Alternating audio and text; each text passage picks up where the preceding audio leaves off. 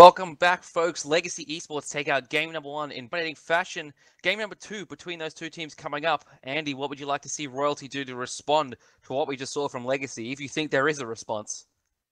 They need to change up their picks and bans. They need to make sure that they have some form of early game in their team, because a lot of their team comp last time was focused around the late game, and Legacy took full advantage of that, just consistently invading on Royal Custard, making sure that the carry of the team could not get online and get to the point where he could influence the map. They could also try and get a counter pick in solo lane. Most of the time we've seen them go to the blue side first pick. They could potentially look to pick second pick this time instead. We'll have to see what they do. We're going to head into picks and bans here in just a second. We're going to start up, and I believe Legacy has the first option this time, so it looks like Royalty is going to take that counter pick option that you were talking about here, Andy. We'll have to see if they take advantage of it as we get into this one. As you mentioned, though, Royalty should be having a more early game focus in this draft compared to last time.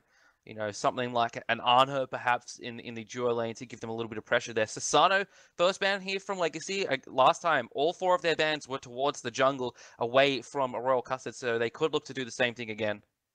I don't think they're going to be looking to ban out that Alquonk. Royal Custard showed that he wasn't going to pick it up in the first picking phase, so Legacy could look to ban out the second banning phase once more. Freya taken off the table as well. The bans weren't the problem for Royalty.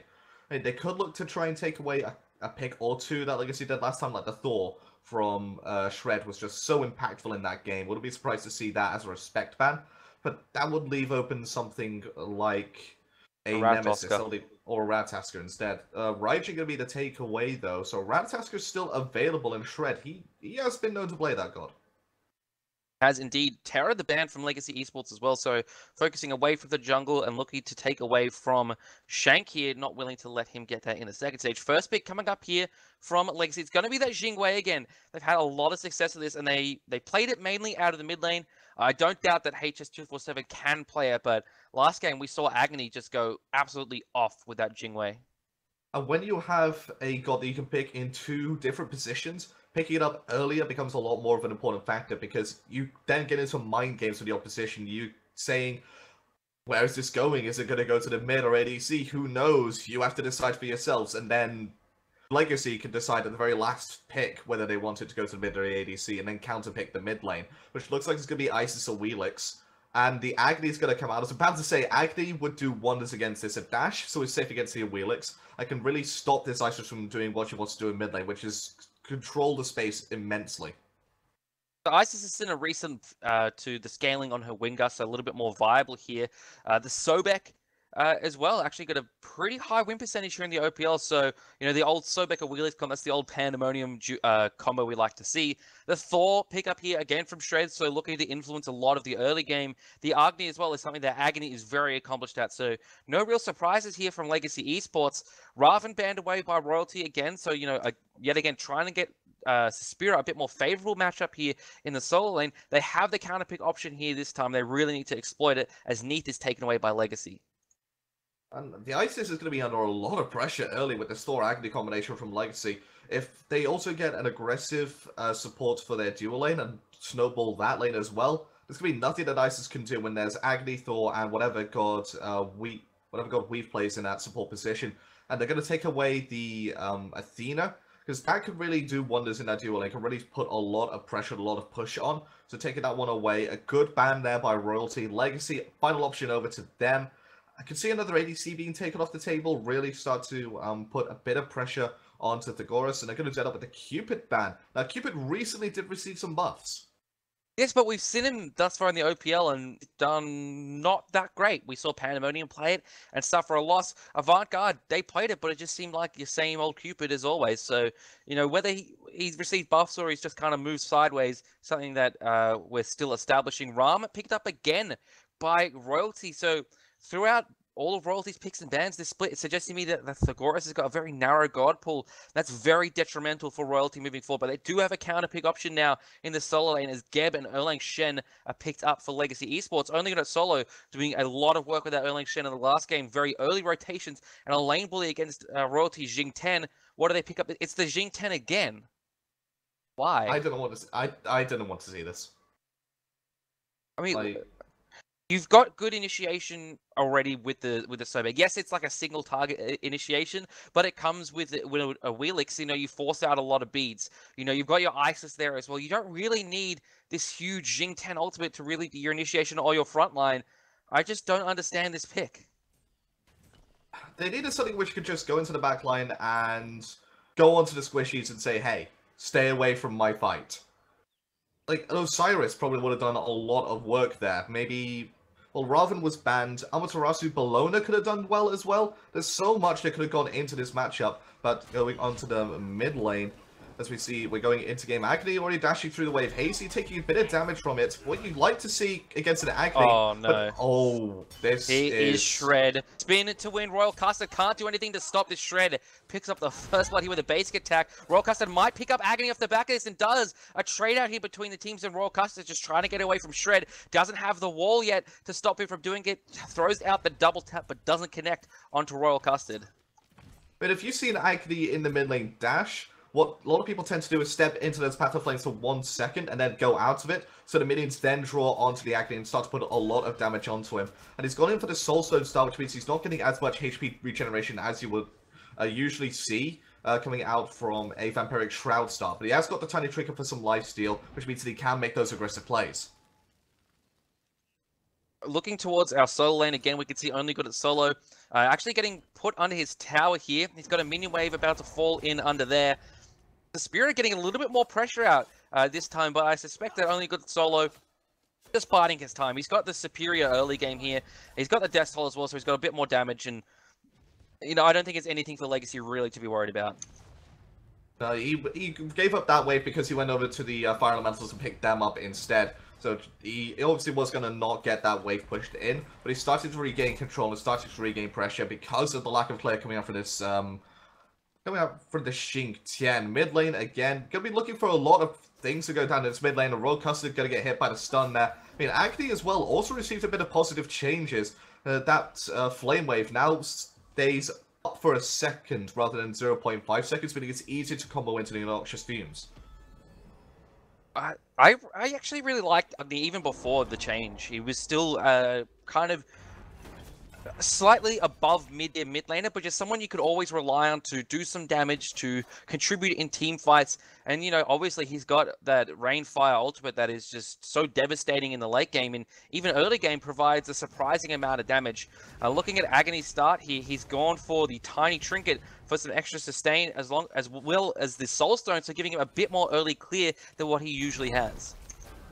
I mean, I liked Agni as well. It was more of a quality of life change rather than a buff, because on LAN, you could combo Shred, he's up in the abilities. sky, comes crashing down onto the chorus, forced to use his wall there from Shred, and not going to connect, but he double taps the wave here, so that is the Anvil of Dawn burnt, but more importantly, it's the Purification on the side of Thegoras used as well.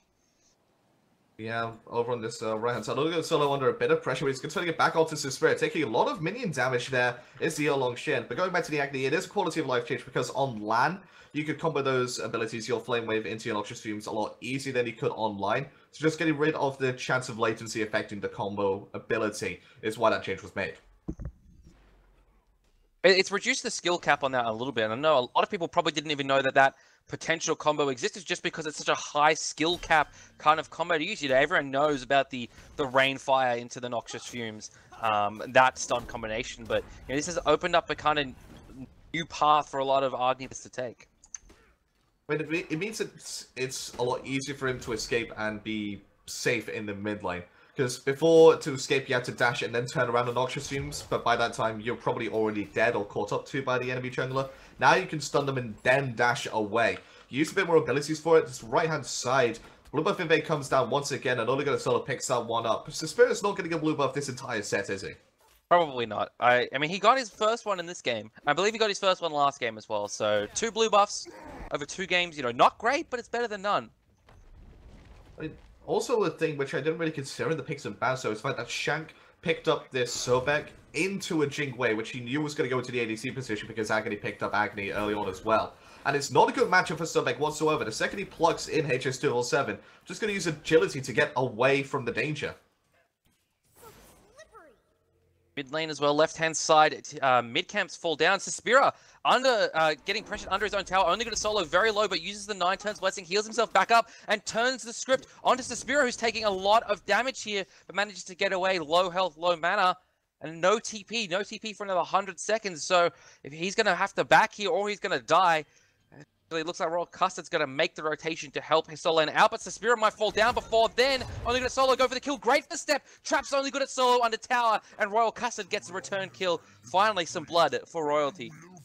I mean, Only Good at Solo had to know that Suspira was baiting for something there. You don't see a low health, low mana Xingtian stay in lane for no reason, and he just fell for that bait. Disrespect, I think. He just thought, you know, oh, Suspira doesn't know what he's doing. He's just gonna. He's just staying because he doesn't want to lose. This is an easy kill for me. You know, Only Good at Solo is a very confident player in himself. You know, takes a lot of risks. Sometimes they don't pay off. Sometimes you have to take the risky plays just to, you know, get something. Get more of an advantage than you would like to have expected coming out on your lane. But the Fire Elementals again taken away by Legacy. They've got good control over the map. It's not been a super hard push for them like it was last game, but it's starting to bubble to the same point where it was in the last game, where 7 minutes in, they then grouped up and took down the mid tower. It looks like it could be the same effect here again. And they've got the Jingwei as well. Actually, Thagoras using the Astral Barrage there. I didn't even really see the reason why he used that. Maybe there's some aggression from Legacy that we just missed, but that's a big ultimate down. But I was just saying, they have the Jingwei online again for Legacy. It's a lot of attack speed and tower damage that can come down for Legacy. They don't have 2 attack auto attack base goals like they did last game with the Soul and the Jingwei, but still, the Jingwei does a lot of damage. Mid lane, Shred and Agony forced her back away from Shank, the rest of the Royalty crew. Shank giving them a nice old wave there in the mid lane. Well, Shred gave him a nice little taunt as well because he missed his pluck, so it's a bit of friendly banter going on. And, Only Good at Solo again, looking for an invade onto the blue buff, but he's going to get plugged out this time, forced to use 9 turns Blessing. It actually doesn't go off the first time, goes off the second time, Spirit Ball's going to miss, double stun from Agony, and Hazy caught out in a world of hurt by himself. Down come the Meteors, the Rainfire, down with a slither of HP is the Isis. Forced to back away, but now it looks like Royalty want to turn this one. Shank looking for Agony and Shred. Shred very low mana here, but instead they're going to clear the mid wave. Solo lane, Suspira coming back to clear the wave. He's 2 levels behind. Only Good at Solo. You pick Xingtian to stall the lane. You don't pick Xingtian to then lose the lane, which he's done well. He's done what he can. But Only Good at Solo's just gotten so much off rotations to these Fire Elementals, rotations to the right side mid Harpies, and just overall general buff invades that it's been impossible to get aggressive. And look, Only Good at Solo, he's getting gapped by Royal Custard, but this time he's turning it around on its head. He's fighting 2 versus 1 and winning. I mean, Royal Custard didn't have the damage there. Once he used the Feather Step, didn't have any way to get away. Only Good at Solo's damage as he'd leapt into that fight. And Only Good at Solo, you know, he's got Silver Breastplate online. That's a decent amount of Fizz protection at this stage in the game with comparatively low damage coming out from Mr. Wheelix, who again is 2 levels behind him as well. So, you know, Only Good at Solo knows the limits of his characters and he's always going to push them. You want to know what passive I think is a very underrated passive? What passive? Agony's passive. Go on. I mean, a lot of people think it's not a very good passive in the early game because 5% scaling for extra damage isn't too great, but that's dot-based. It takes about 3 times, I think it was, so it's actually 15% scaling. And 2, late game it becomes a 5th ability for your kit, which means you do monstrous amount of damage in the mid lane. Ice is going to feel the full brunt of it, as Shred gets a pretty easy kill, trapping him in with the wall. Good pick off there by Shred and Weave. Shank looking for a pluck here. Royal Custard does it for himself. Weave under the tower, forced to Stone Shield himself. Double tap comes through from Shred. Lurking in the waters is Shank. Shank should pick up the kill here, but he might sacrifice his own life for it. In fact, doesn't even get the kill. Oh, Shred, perfect wall there into the dash from Agony. Royal Custard taken low as well. Gets the passive as well. You were just going on about it. Royal Custard falls down. Gold Fury falls down as well to Legacy. It's not the mid tower at 7.5 minutes, it's a Gold Fury at 9, and this could be the start of the end already for Royalty. It's a bit too early to say it's the start of the end, but Suspira has just been blown up as a Xingtian. I don't think it's too early to say that at all. It's 5,000 deficit, 3,300 gold. You know, a lot of teams at this point in the game, it's very difficult to come back from. And, you know, looking at Royalty's comp, I don't really see a way back into it. You know, the Isis can do some things, but against the Thor, she's very, very vulnerable, especially when comboed with an Agony. Oh, an Agony that's playing Agni. Well, if we have a look at the comp coming up from Royalty, they have the Isis, the Sobek, the Ram, and the Wrath on the Wheelix. They were looking at getting early Gold Furies and objective pressure to then go into a snowball state in the mid game, and just haven't been able to go anywhere near that Gold Fury at all because Legacy have just been so dominant in their jungle. And it's just been impossible for Royalty to play the comp that they drafted, as Legacy have been just counterplaying it consistently. And they've been basically making it a 4v5 situation by just taking Suspira pretty much out of the game. Last time we saw Suspira get off a couple of ultimates to really no effect, and it's been very similar this game with less ultimates. He's just been a non-factor. In fact, he's forced Royal Custard to make rotations into the solo lane when he could be putting pressure elsewhere because he's so far behind. At one point, you have to just give up one lane for the better of the other two. You have to just say, right, you're going to be behind. We're going to have to deal with an ahead Erlong Shen. We'll deal with that as a team. It's up to Diego Store. They're looking for a fight on this left side, mid-halfies. They're going to miss absolutely everybody. 7-10 split there. Shreds, he's going to be under a bit in the mid lane, but Hazy going to be taking a lot of damage there as well as Shank. Shank forced to be lurking in the waters, should manage to get away here. Only got a solo lurking. Weave comes in. Red picks up the kill. Good stun from Hazy, but it's not going to be enough to save Royal Custard, who falls down to the turtle that is only got a solo. 9 turns blessing. Taunts in the Isis. Isis nowhere to go. Forced to use the silence. Only got a solo. Sundown as well. Can he get the kill? He can with the pin. And now the mid tier 1 tower is the focus. Suspira with the dishwasher of destiny, but it's not enough. Only got a solo. Going crazy between the towers here. The tower shot picks him up, and Suspira gets a kill here. And Legacy trying to get this tier 1 tower in the mid as Thagora snipes down onto Shred, but he's not going to have enough damage to save this tower. The Rage surrender work coming out there from early go to solo. As the tower shot kills him, Thagoras gets a kill with the Path of Flames there, and the mid tier 1 does fall down. Not on par with the last game, but it is still not good news for Royalty. If you're a Royalty fan out there, they need your love. They need something to get them going this game. Red's got the Shifter Shield going for Void Shield again. I really want to talk to whoever Legacy sends after this game and ask them about that build, because it's very interesting to me. It's a nice item. Gives you a fair bit of physical power. Can give you up to 60 physical power if you're above 50% health. It also gives you 20 protections, up to 40 if you're below 50% health. So it's a fantastic flex item. That means he can go aggressive, he can be the support, he can be an initiator for his team. It's just so much power as well. HS falls down to a gank from Royal Custard. Weave as well. It's taken pretty low, but Shank and Royal Custard don't want to push their luck at this point. So, you know, decent pick off there. You know, and the Wheelix Sobek composition is all about these kind of picks. If they can get a couple of these ones, they might start to be able to get some momentum heading towards into this game, but I think it might just be a little bit late for them. And I'm also having a look at the builds, the item which I didn't expect to see this week, because of the changes to it. The reinforced shoots, but invade on the red buff Agony with a passive onto Royal Custard, takes him down within a tick, and Shred dunks down, gets the kill, and Royal Custard has to go to the hospital with a concussion. Thagoras doesn't quite take the tap there, but the spin to win comes through, takes him decently low. Shred gets a stone shield there from Weave to keep himself alive. I want to take a look at the graphs. 10,000 experience, 5,500 gold. Just a great lead there for Legacy. Royalty still have the chances, they still have the opportunities to get back into this game off their own steam. Because it's not that 10,000 gold threshold which we talked about last game. Red buff taken away, going to be picked up there by Agony. Potential there giving it to HS247, but he just didn't want it. And Agony, he's already got the Bancrofts and the Shoes of the Match going into a second talent trick, which means that that's going to be a Pythagorean's piece, giving himself 90 magical power, as 30 of which is going to come off an aura. So that's also going to affect Geb, as well as some magical lifesteal to boot. A lot of lifesteal coming from an Agni, but the Bancroft's Talon I actually really like because it gives you so much power here in the early game. You know, 100 base magical power, and then for every for health that you're missing, you gain magical power. It's capped at 100 magical power when you're at 25% health. So I believe it's something roughly about 1.25% power per 1.25 power per percent missing health. Don't quote me on that, but it's a decent amount of power per missing health. So, you know, the more poke he takes from Royalty, the stronger he's going to be. I believe it's 1.33, if I remember correctly.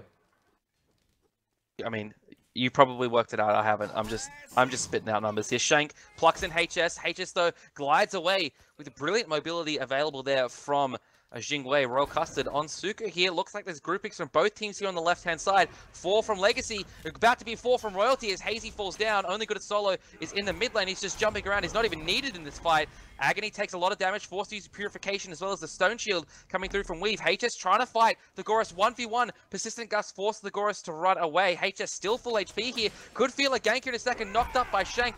Airstrike comes out from the Jingwei. Here comes Only Good at Solo, diving in 1v4. Shred dunks down onto blank air. Shank takes the spin to win. Shank lurking in the waters. Can he get himself out? 9 turns blessings from Only Good at Solo, but he's knocked up. But there's the stun coming through from Agony. Great Cataclysm from Weave. 2 fall down. Agony gets a kill. Weave gets a kill. And now it looks like the Goris is going to fall down as well. Only Good at Solo gets himself a kill. Royal Custard feels the hammer from Shred. They're going to try and get another kill. It's almost a deicide. Hazy, the only one left alive. And that's only because he respawned here. Now the tier 1 tower on the left-hand side is going to fall. And you'd imagine the tier 2 as well.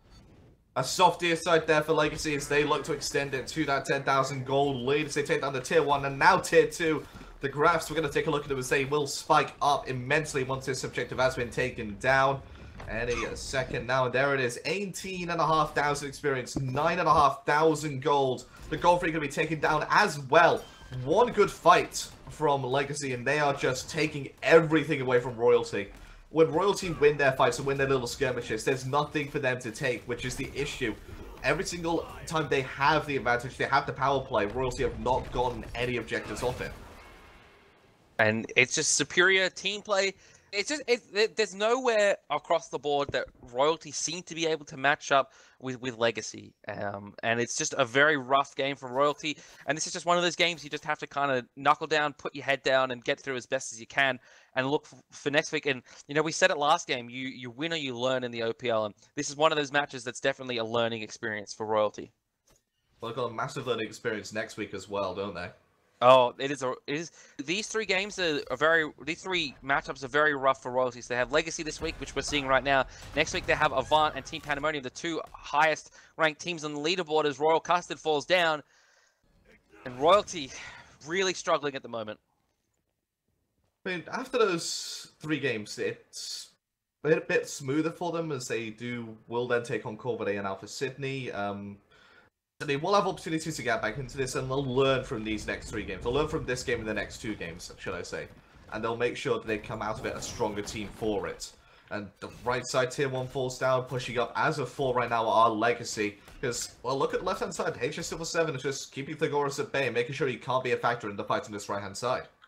Blink in from Wave. That's a 2-man Cataclysm. War comes through from Shred. Shank lurking in the waters is Only Good at Solo and Weave. A dive in the tower here. Suspira taken to about half HP. There is the washing machine of Grand Destiny. Doesn't get anyone in there. And there are the bombs coming through from Agni, which is Agony. Down falls to Spira. HS247 on the left-hand side, taken low by Royal Custody. 6 levels above, though. He's chunking with his Persistent Gust and the Explosive Bolts. Pulled in with the Gravity Surge, but it's not enough. HS247 going 2v1, and he wins the 2v1. The Goris falls down. HS going to push to the left-hand side, while the rest of his team pushes to the right-hand side. And Royalty, this is bad news for them. Down falls Hazy. Just Shank left alive here. Shank stunned out. Shank taken low. Shank taken to the grave. It's a deicide for Royalty, and you imagine this will probably be the game. Yeah, they're going to push up this right side Phoenix, take that 1 down, group up with HS to get this left side Phoenix. Are really going to solo Shred looking for another kill? I mean, why not at this? You're at 21. It's a nice number, but you may as well just go for more. They take down the left-hand side Phoenix. Don't push. They don't overcommit to this Titan. They could have looked to end there, I thought, with all 5 members up and decently healthy bar Weave, but instead going to play it barely safe here. Back by. It looks like Only Good at Solo, though, and Agony going to combine for another kill here onto Suspira. Playing themselves another scalp before they head for the base.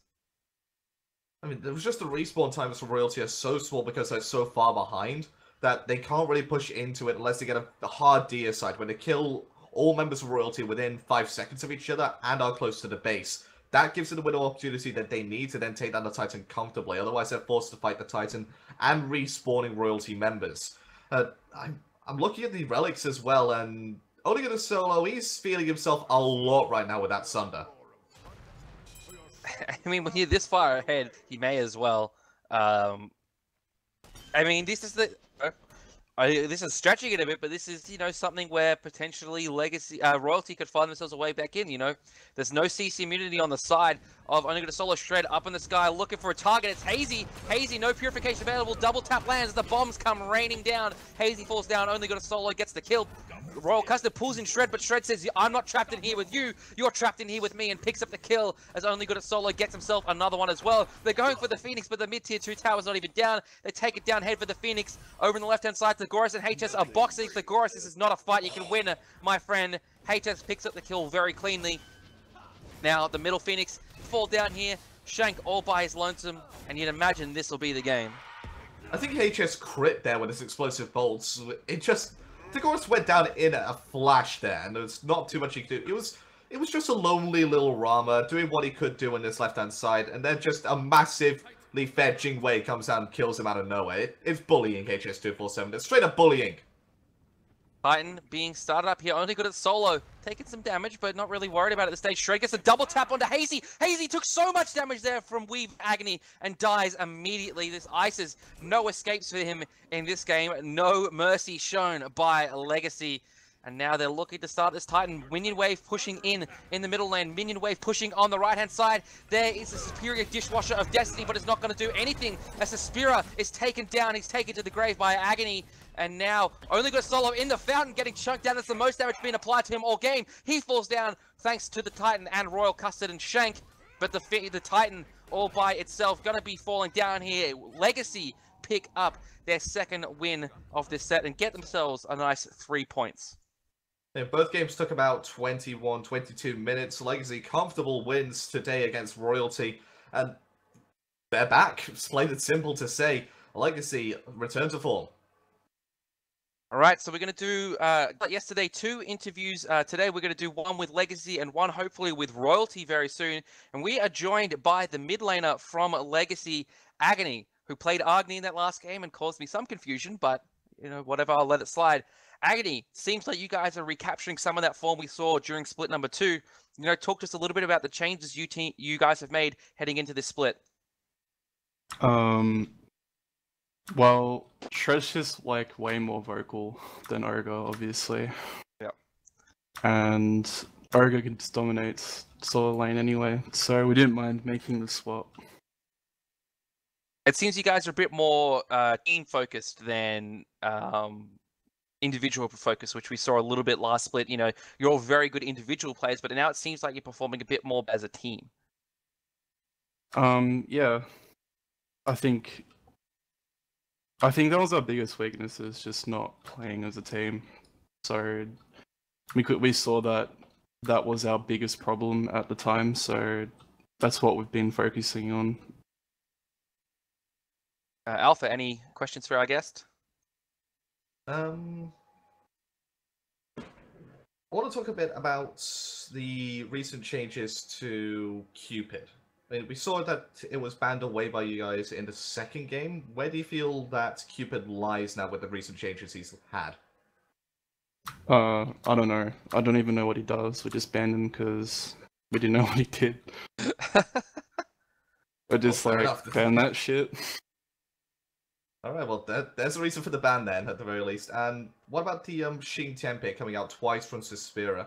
The first game, you sort of picked a Erlang Shen into it. The second game, he picked the Xingtian as the final pick. What were the thoughts going on there? What was going through your mind, sorry, when it was picked up? Free win?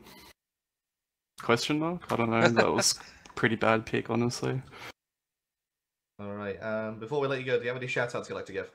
Yeah, Legacy's doing a giveaway very soon, so look out for Legacy, any of the Legacy boys. And shoutouts to HyperX as well for a really awesome keyboard.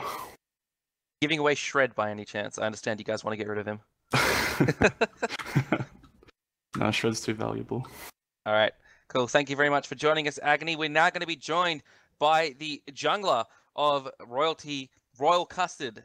So Royal, a couple of rough games for you guys, but how do you guys feel like you guys are adapting to the OPL? Obviously, it's a little bit different to Challengers Cup. Well, the opposition is a lot harder, so we didn't really expect to lose every game so hard as we are. So what do you think your team needs to do to start winning some games? So we understand you guys split with Corvidae, but thus far that's been your only success in the OPL. You know, what's it going to take for you guys to get to that next level? We've been like making heaps of mistakes, even if we're ahead by like slight amount, which means we can't win like early game at all. All right, Alpha, any questions for our guest?